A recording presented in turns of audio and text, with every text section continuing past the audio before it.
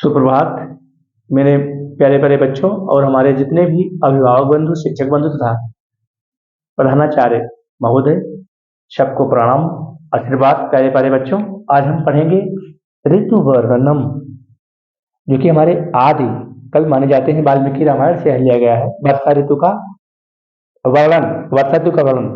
प्यारे बच्चों, किताब को सब लोग सामने रख लीजिएगा। हम भी किताब से पढ़ रहे हैं और इसकी हम व्याख्या करते हैं। क्या है? स्वर्णनैघनानां प्लवगं प्रबुद्धा विहाय निद्रां चिरसन्निरुद्धाम् अनेकरूपा कीर्तिवर्णनादाम् अनेकरूपा कीर्तिवर्णनादाम् नवाययम्बु धारा विहितां नदन्ति। तो मेरे प्यारे प्यारे बच्चों, स्वर्णमयी माने होता है गर्जना ध्वनि के साथ, क्योंकि बरसात के समय में अमूमन ऐसा देखा जाता है, जब पहली बारिश होती है तो जहाँ हमारे सरोवर होते हैं, पोखरे होते हैं और जो छोटे छोटे पोखरे, तालाब और जलाशय होते हैं प्यारे बच्चों, वहाँ पर पीले पीले बड़े बड़े मेढक ऑटोमेटिक निकल आते हैं। तो उतने वो 2-4-10 दिन में तो बड़े होते नहीं हैं, वो पहले से ही प्यारे बच्चों सुसुप्ता अवस्था में पड़े रहते हैं। और जैसे ही इंद्र भगवान की पहली बारिश होती है, पहली ही बारिश और गर्जना के साथ वह बाहर आ जाते हैं और हमारे जलाशय के करीब किनारों पर, सरोवर के करीब किनारों पर, और जो बड़ी बड़ी मेड़ें होती हैं खेतों की, उस पर ऊपर चढ़ करके जो पीले पीले बड़े बड़े मेढक होते हैं, ध्वनि के साथ तर तर की आवाज करने लगते हैं। तो उसी का यहाँ पर वर्णन हमारे जो आदि कवि माने जाते हैं वाल्मीकि ने, जो कि वाल्मीकि रामायण से हमारा ऋतु वर्णन लिया गया है, उसका वर्णन यहाँ पर किया गया है। तो स्वर्णमयी माने होता है ध्वनि, जिसको हम कहते हैं गर्जना के साथ, है घना नाम तेज आवाज के साथ, यानी कि गर्जना के साथ एक ध्वनि होती है और एक ध्वनि, वह ध्वनि गर्जना के साथ, तेज आवाज के साथ। प्लग वगाम माने होता है मेढक, प्लग वगाम लिख दे रहे हैं प्यारे बच्चों हम, प्लग प्लग प्लग वगाम,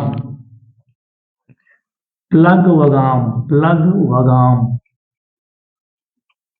प्लग वगाम माने होता है मेढक। प्लग वगाम माने होता है मेढक। विहाय माने छोड़ करके, निद्रा माने नींद को, और चिर सन्निरुद्धाम, चिर का मतलब होता है जो काफी समय से नींद में सोए हुए हैं, उसको कहा गया है चिर सन्निरुद्धाम, यानी कि अपनी नींद को त्याग करके। नदंत माने होता है बोलना, नदंत, नदंत, नदंत माने होता है बोलना, नदंत माने होता है बोलना, नदंत माने होता है बोलना। अनेक रूप, अनेक रूप, आकृति, वर्ण और नादा माने होता है आवाज के साथ। चलो हम व्याख्या देखते हैं। तो प्लवा माने होता है मेढक, यानी कि जो हमारे पीले पीले बड़े बड़े और मेढक जो है वो गर्जना के साथ, ऊंची आवाज के साथ, ठीक है। विहाय निद्रा, विहाय माने होता है छोड़ करके, यानी कि जो चिरकाल से, जो काफी समय से नींद में सोए हुए हैं, वह मेढक अपनी निद्रा को, अपनी नींद को त्याग करके, अपनी नींद को त्याग करके ऊंची धुन के साथ, ऊंची गर्जना के साथ, घोर आवाज के साथ बोलना शुरू करते हैं। नदंती, यहाँ कहा है नदंती कहा गया है, यानी कि बोलना शुरू कर देते हैं। प्यारे बच्चों देखिएगा ध्यान से, जो हमारे काफी समय से चिरकाल में, यानी कि काफी समय से नींद की सुसुप्तावस्था में सोए हुए जो मेढक हैं, जो काफी समय से चिरकाल में, या कि जो काफी समय से चिरकाल में या निद्रा में सोए हुए हमारे मेढक हैं, अपनी नींद को त्याग करके, अपनी नींद को त्याग करके वह बोलना शुरू कर देते हैं। नदंत माने बोलना शुरू कर देते हैं। कैसे बोलते हैं? वो मेढक का रूप कैसे है? अनेक रूपाम कृतिवर्ण नादा, उन मेढकों की जो अनेक रूप में है, यानी कि कोई मेढक पीला हुआ, कोई सफेद है, कोई भूरा हुआ, और कोई कोई छोटे मेढक है, कोई बड़े मेढक है, तो अनेक रूप में है और उनकी आकृति भी अनेक प्रकार की है और अनेक वर्ण है। वर्ण का मतलब जो उनका रूप है, कोई पीला है, कोई सफेद है, कोई भूरा, कोई और कलर का है, तो अनेक रूप और अनेक आकृति और अनेक वर्ण के नादा माने वो आवाज कर रहे हैं। किस प्रकार से? नवान, नवा अम्बुधारा विहता, विहता माने होता है चोट, विहता, भीता माने होता है चोट खाए हुए, चोट खाए हुए, चोट खाए हुए। कौन सी चोट खाए हुए? मेढक की कौन सी चोट खाए हुए? जो आसमान से नई जल की बरसात होती है, उस चोट से खाए हुए वही है नवा अम्ब, यानी कि नए अम्ब, यानी कि जो बारिश से जब पहली जल की बरसात होती है, उस बारिश के जल से चोट को खाए हुए, उस बारिश के जल की चोट को खाए हुए जो हमारे मेढक हैं, वो मेढक कैसे हैं? वो उनके अनेक रूप हैं, अनेक आकृति है, अनेक वर्ण है और अनेक आवाज में उस नए, वो जो हमारे नए नए मेढक हैं, उस बारिश के जल की बूंद के चोट को खाए हुए घोर आवाज के साथ, गर्जना के साथ बोलना शुरू कर देते हैं। एक बार फिर से हम देख लेते हैं। ध्यान दीजिएगा प्यारे बच्चों और कंसंट्रेशन अपना बनाए रखिएगा, बिल्कुल सीक्वेंस में समझिएगा।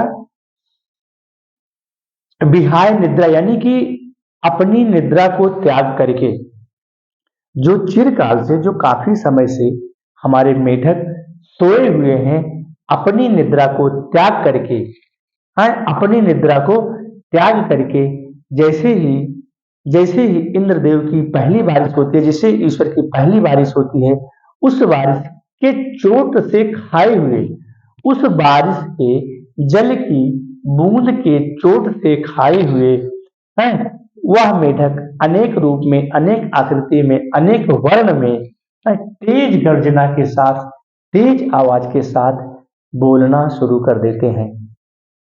तो हमारा अनुमान है प्यारे बच्चों कि आपको पहले श्लोक की व्याख्या समझ में आ गई होगी। ध्यान दीजिएगा, एक बार फिर से हम बता दे रहे हैं।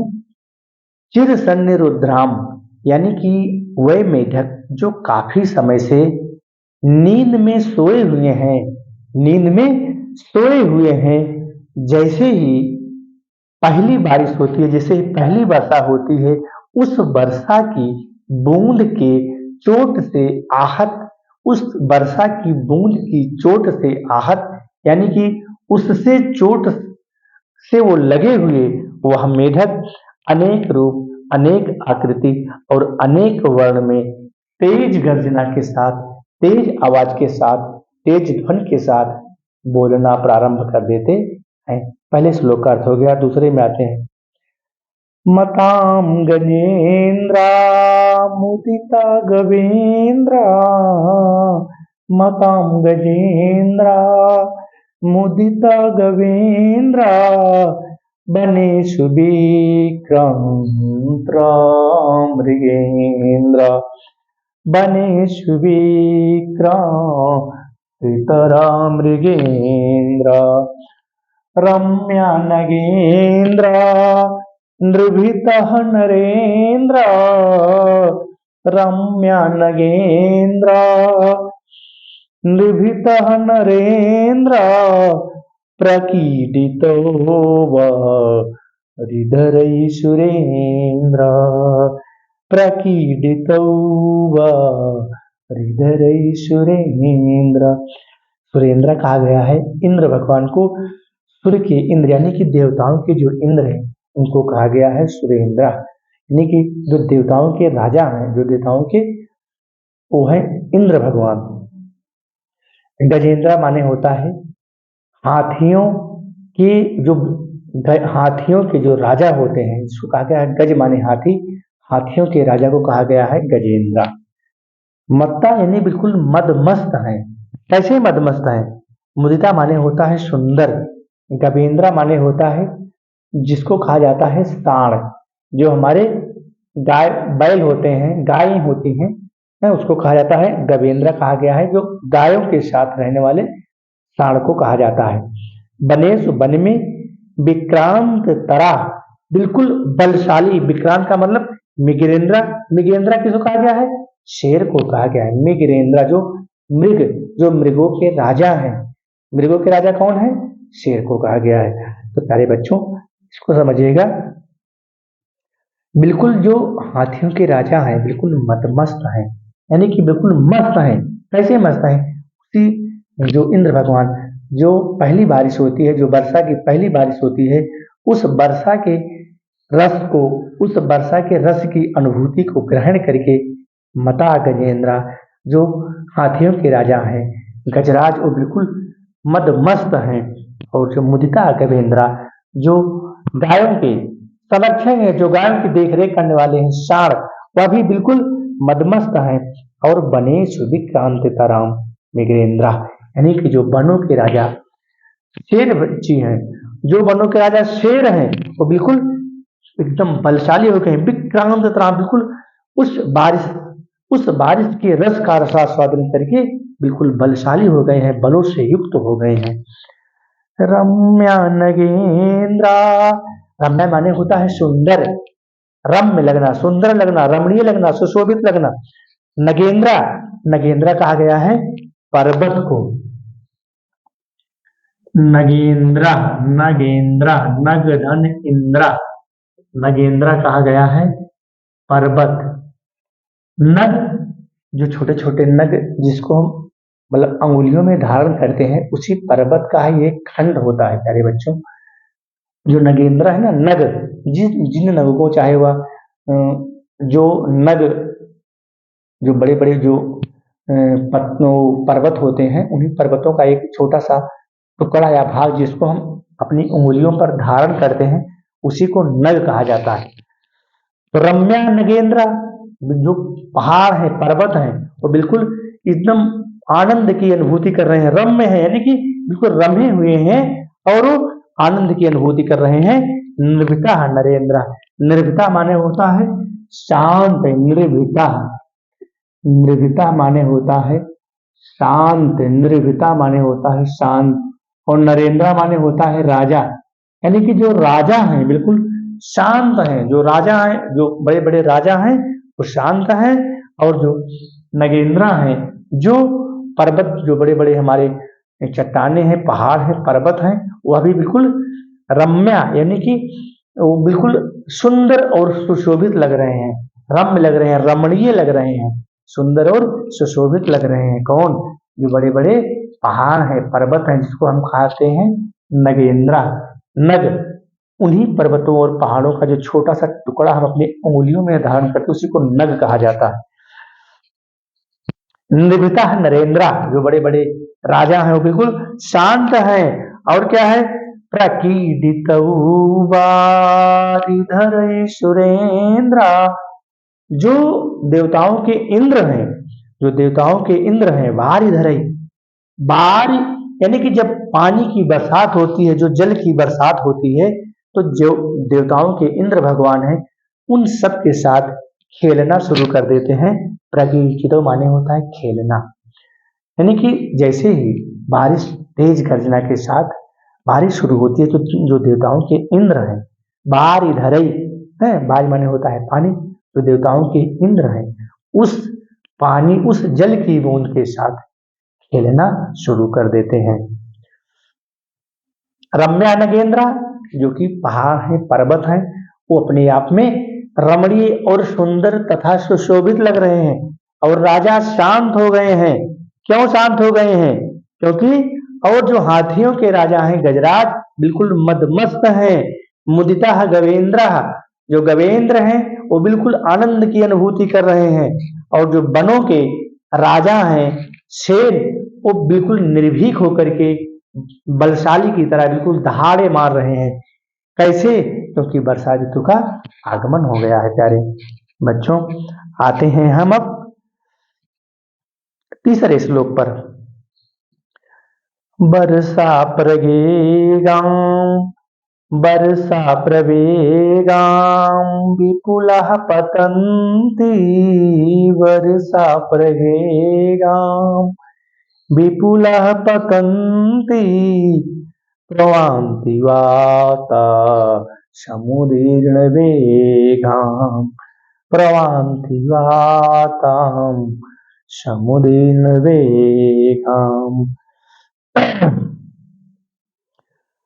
प्रणष्टकूलां प्रवहन्ति शीघ्रं प्रणष्टकूलां प्रवहन्ति शीघ्रं नद्यौ जलं प्रतिपन्नमार्गाः नद्यौ जलं प्रतिपन्नमार्गाः। भी हमारा उपसर्ग है और प्रतिपन्न मार्गा, जो कि नदियां हैं वो अनेक रास्ते बना लिए हैं। कैसे? वर्षा के प्रवेग के कारण जो हमारी नदियां हैं, जो हमारे सरोवर है, जो हमारे जलाशय हैं, जल से इस प्रकार से पूर्ण रूप से भर गए हैं कि वो बिल्कुल अपने नए नए रास्तों को बनाना शुरू कर दिया है? शीघ्रम नदौ जलम विप्रतिपन्न मार्गा, वही है कि विप्रतिपन्न मार्गा, जो बड़ी यानी कि नद्यौ जलम, जो नदियां हैं, जो जलाशय हैं, और जल से पूरी तरह से भर गए हैं और नए नए रास्तों का निर्माण कर रहे हैं। यानी कि जब जल भराव शुरू हो जाता है, बाढ़ आ जाती है, तो जो छोटे छोटे सरोवर होते हैं, जलाशय होते हैं और छोटे छोटे जो तालाब होते हैं, वह अपने पुराने रास्ते को छोड़ करके नए रास्तों से बहना प्रारंभ कर देते हैं। सारे बच्चों ध्यान दीजिएगा, वर्षा प्रवेगाम, वर्षा के प्रवेग के कारण, वर्षा का प्रवेग जो तेज बारिश होती है, जिसको कहते हैं मूसलाधार बारिश, घनघोर बारिश, जब घनघोर बारिश होती है, तेज मूसलाधार बारिश होती है, तो होता क्या है? विपुलः पतन्ति, बहुत सारे प्रवान्ति माने होता है प्रवान्ति, प्रवान्ति माने होता है हवा बह रही होती है, वाता माने होता है हवा, अब प्रवान्ति माने बह रही है। क्या बह रही है? हवा बह रही है। वाता माने होता है हवा। प्रवान्ति, प्रवान्ति माने होता है बहना, प्रवान्ति माने होता है बहना, हवा का बहना। और वाता माने होता है हवा। प्रवान्ति माने होता है हवा का बहना, वाता माने होता है हवा। तो क्या है? पतंती प्रवान्ति वाता, यानी कि तेज हवा बह रही है और उस तेज हवा के कारण समुदीर्ण वेगा, समुदीर्ण वेगा, जो हमारे यानी कि तेज हवाओं का जो वेग है इतना विराट है, इतना विराट है। यानी कि वर्षा प्रवेगा, वर्षा के प्रवेग के कारण जब मूसलाधार तेज बारिश होती है, तो उस वर्षा के प्रवेग के कारण प्रवान्ति वाता समुदीर्ण वेगा, जो कि जितने सारे हमारे समुद्र हैं, सरोवर हैं, जलाशय हैं, वह सब वेग से बहना प्रारंभ कर देते हैं और हवाएं भी तेज रफ्तार से बह रही हैं। प्रणष्टकूलाम प्रवहन्ति शीघ्रम, प्रणष्टकूलाम, प्रणष्ट माने वह नष्ट हो चुकी है, प्रणष्ट माने होता है, प्रणष्ट माने नष्ट होना, यानी कि तोड़ना। कौन? जो सरोवर है, जो जलाशय है, अपने किनारों को तोड़ करके, प्रणष्ट माने होता है तोड़ना या नष्ट हो जाना। प्रणष्ट, प्रणष्ट, प्रणष्ट माने होता है तोड़ना। क्या तोड़ना? अपने किनारों को तोड़ना है प्रणष्ट।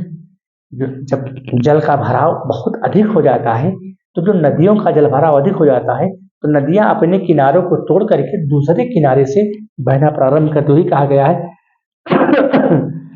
प्रणष्टकूलाम प्रवहन्ति शीघ्रम, यानी कि जो नदियां हैं, नद्यौ, नदियां अपने पुराने किनारों को, अपने किनारों को तोड़ करके, नद्यौ, नदियां अपने, नदियां शीघ्र ही अपने किनारों को तोड़ करके बहना प्रारंभ कर देती हैं। और जलम, जलम भी प्रतिपन्न मार्गा, यानी कि जब जल भराव बहुत अधिक हो जाता है, तो नदियां अपने मार्ग को तोड़ करके नए किनारों से बहना प्रारंभ कर देती हैं। प्यारे बच्चों ध्यान दीजिएगा, वर्षा के प्रवेग के कारण विपुल माने बहुत सारा, यानी कि वर्षा के प्रवेग के कारण हवाएं तेज चल रही हैं। तेज हवाओं के कारण, वर्षा के तेज प्रवेग के कारण है समुदीर्ण वेगा, बहुत सारे वेग के कारण, बहुत सारे प्रभाव के कारण जो नदियां हैं वो अपने पुराने किनारों को, अपने पुराने कूल माने किनारे को तोड़ करके नए किनारों की ओर बहने लगती हैं। और जो शीघ्र नदों और जो शीघ्र ही नदियों का जलभराव इतना अधिक है कि वह अपने नए रास्तों से बहना प्रारंभ कर देती हैं। घनोपगूढ़ं गगनं न तारा, घनोपगूढ़ं गगनं न तारा, न भास्करौ दर्शनं भ्रूपतैः, नवलजलघलौघै धरणी वृथिप्ता, तमो विलिप्ता नह दिश प्रकाशः। घनोपगूढ़म होता है, घनोपगूढ़म यानी कि बिल्कुल बादल इतना घने हो गए हैं। घनोपगूढ़म, गगनम माने होता है आकाश, आकाश में बादल बिल्कुल घने हो गए यानी कि पास पास हो गए हैं। और न ताराम न भास्करौ, न तो तारे दिखाई पड़ रहे हैं, यानी कि आसमान में बादलों की सघनता के कारण, आसमान में बादलों की सघनता के कारण न तो तारे दिखाई पड़ रहे हैं और न ही सूर्य भगवान दिखाई पड़ रहे हैं। और उनका दर्शनम मभ्युपैति, उनका दर्शन दुर्लभ हो गया है। कहने का मतलब यह है कि वर्षा के प्रवेग के कारण, वर्षा के प्रवेग के कारण तो घनोपगूढ़म, घनोपगूढ़म यानी कि आसमान में जो बादल की सघनता, बादलों की सघनता के कारण आकाश में बादलों की, आसमान में आकाश में बादलों की सघनता के कारण न तो तारे दिखाई पड़ रहे हैं, न ही भास्कर सूर्य भगवान का दर्शन हो रहा है, इन सभी का दर्शन क्या है, दुर्लभ हो गया है।